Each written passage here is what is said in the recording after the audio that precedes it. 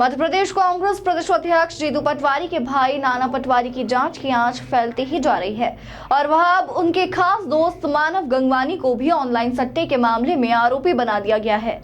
अब उनके परिवार से जुड़े लोगों से भी पूछताछ की जा रही है। डीसीपी नरेंद्र रावत के मुताबिक राजेंद्र नगर में कुछ दिन पूर्व मादक पदार्थ की तस्करी के मामले में इरफान खान और संजय कौशल को पकड़ा गया था, जिनके पास से 10.8 ग्राम मादक पदार्थ जब्त किया गया था। जब उनसे पूछताछ की तो उन्होंने यह मादक पदार्थ नाना पटवारी और मानव गंगवानी को देने की बात कही थी। तत्काल पूछताछ के लिए नाना पटवारी और मानव को पकड़ा गया था और उनसे पूछताछ कर उन्हें छोड़ दिया गया था, लेकिन जांच अभी भी जारी है। नाना पटवारी को लेकर एक प्रॉपर्टी से जुड़े मामले में महिला के द्वारा शिकायत भी की गई है। दूसरी ओर मामले में ऑनलाइन सट्टा भी सामने आया, जिसमें पुलिस ने तमाम मोबाइल की फॉरेंसिक जांच करवाई, जिसमें प्रीतेश त्रिपाठी और कई लोगों के नाम सामने आए। यहां तक कि नाना पटवारी के मोबाइल की भी फॉरेंसिक जांच कराई गई। उसमें उजागर हो गया था कि वह भी इस कारोबार से जुड़े हुए हैं, जिसमें ऑनलाइन लिंक और कई सारे सबूत भी मिले थे। इस आधार पर पुलिस ने संजय कौशल की भी जांच की और उसे भी मादक पदार्थ की तस्करी के साथ ही ऑनलाइन सट्टे का भी आरोपी बनाया गया। तमाम जांच पड़ताल के दौरान पुलिस पूर्व में पूछताछ के लिए नाना पटवारी के साथ पकड़ाए मानव गंगवानी को ऑनलाइन सट्टे का आरोपी बनाया और उसे आज न्यायालय में पेश किया गया। बताया जा रहा है कि वह नाना पटवारी का काफी खास दोस्त है, लेकिन अभी तक नाना पटवारी पर किसी तरह का कोई आरोप सीधे तौर पर पुलिस नहीं लगा रही है। राजनीतिक रसूख प्रदेश स्तर पर हो रही राजनीति के चलते नाना पटवारी की ओर से केवल जांच की बात कही जा रही है और उन्हें 3 दिनों में बैंक से जुड़ी हुई डिटेल और मोबाइल उपलब्ध कराने की बात कही है, जिसमें उनके मोबाइल की फॉरेंसिक जांच का हवाला दिया गया है।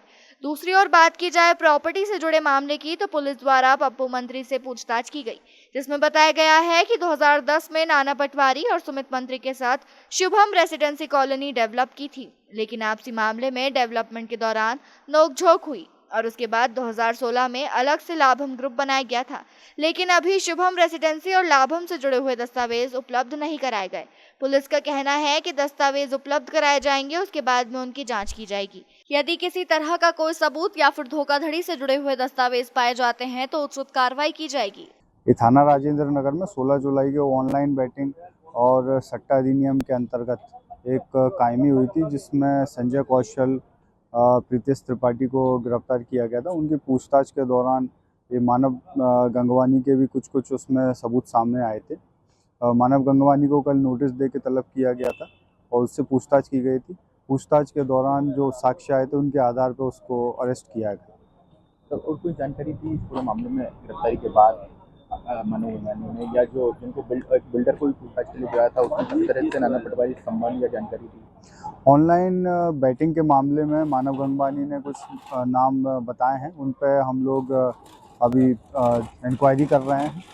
जो भी इस पूरे मामले में लिंक्ड होगा उस पर वैधानिक कार्रवाई की जाएगी और मानव गंगवानी को जिस तरीके से तलब किया गया है, हम लोग लगातार इसमें जो लोग लिंक्ड हैं उनको तलब कर रहे हैं और उनकी अगर संलिप्तता होती है तो उसके आधार पर हम लोग आगे कार्रवाई कर रहे हैं। दूसरा जो प्रॉपर्टी की जो मैटर था, उसी कड़ी में पप्पू मंत्री को भी कल तलब किया गया था। पप्पू मंत्री द्वारा बताया गया था कि 2010 में इसका पटवारी सुमित मंत्री और इनके एक शुभम रेजिडेंसी करके इनने कॉलोनी डेवलप की थी। उसके दस्तावेज अभी उसने प्रोड्यूस नहीं किए हैं, उसको फिर से तलब किया गया है। दूसरा 2016 में इसने सुमित मंत्री का जो शुभम रेजिडेंसी थी उससे ये अलग हो गए थे और इन्हें लाभम ग्रुप बनाया था। ये सभी दस्तावेज उनने उपलब्ध नहीं कराए, अभी उनको फिर से टाइम दिया गया है। वो दस्तावेज लेके आएंगे, उसके आधार पर जो भी इनका संलिप्तता होगी और जिस तरीके का उनका कृत्य होगा उस तरीके से वैधानिक कार्रवाई की जाएगी। तो नाना पटवारी को फिर पूछताछ के लिए बुलाया जा रहा है? अभी उनको नोटिस नहीं दिया गया है। अगर इसमें न्यू फैक्ट्स आते हैं और उनकी कुछ रोल होता है और कुछ उनसे रिलेटेड फैक्ट्स आते हैं तो ज़रूर तलब करेंगे।